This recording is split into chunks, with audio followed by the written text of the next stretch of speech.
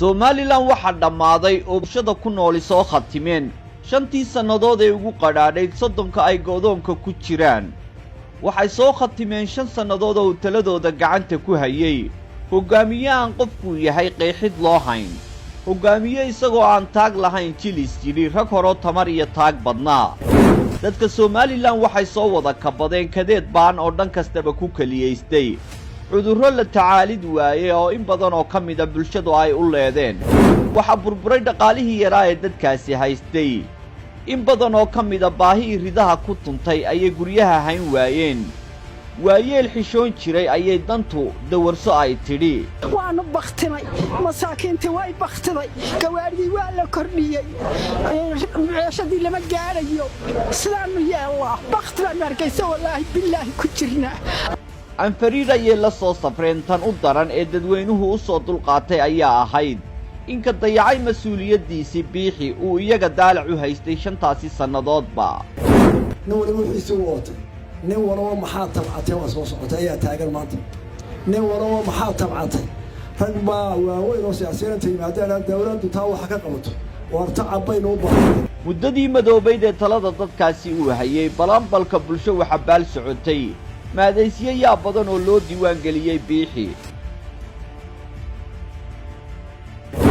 5 sannadood ee ka dhammaaday waxaa laga guntay waxaan hortii Soomaali madax noqday diiwaanka loo gelin.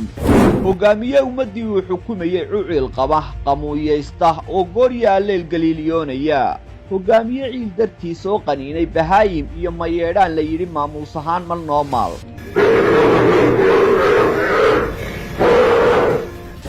hogaamiye aanay u kala socnayn hadba madasha uu joogo oo xabaalaha ka dulcaytama meyd korkiina ka nacdala cidduu doono.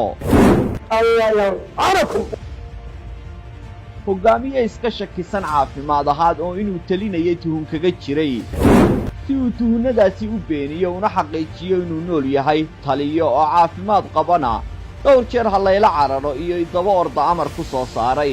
hogaamiye intuu xukunka joogay hargeysada uu ku nool yahay ubadkiisii dhiig ku daadseen dadna ku afduubteen.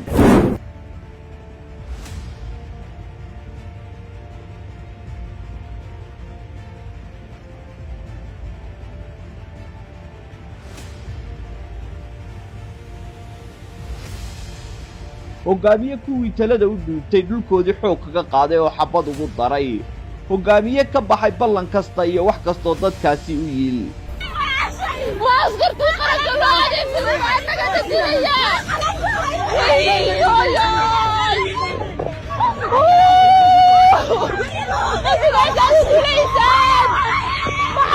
يا شهادنياي يا أمة النبياي يا إسلاماي محا قيس مصبيحي يا مصبيحي محا نوغوينسان يا إسلاماي musuqa ka hodanka kuraasida xigtaysiga mashaariicda la lunsaday ee hadbeelay iyo noocyada dibindaabiyada ee dhacay dib baynu ka eegiyeen.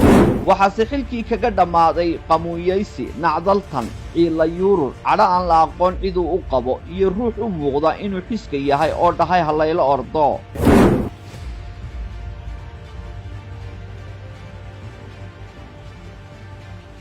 shan sannadood waxay kaga dhammaadeen isagoo bulshadiisii maalin keliya aanay ku eegin, indho u aqoonsan inuu madaxweyne yahay, isna isumuu dhigin hogaamiye ummadeed.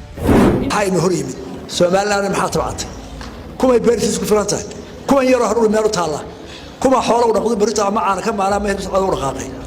intuu falay iyo wixii dhacay gabood fallo intaynaan dul tegin ugu dambayn waxay ku soo idlaatay wada shacab oo dibadda taagan, soo bax oo la leeyahay, tuu ku yimid jeedii oo laga laayahay, iyo dibadbaxyo habeennimo oo ay dheer tahay, shacab samirkii ka dhammaaday iyo ciidan xabad ku rid sidii loo lahaa haatan qaasi taagan.